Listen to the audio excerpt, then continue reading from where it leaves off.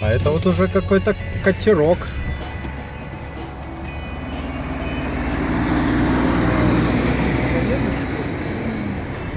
Так засмотрелись, свой поворот чуть не проехали.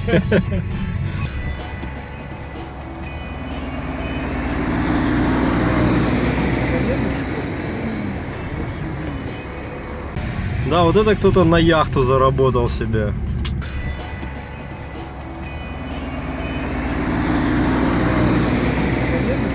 Надо посмотреть свеженькие лица в журнале Forbes.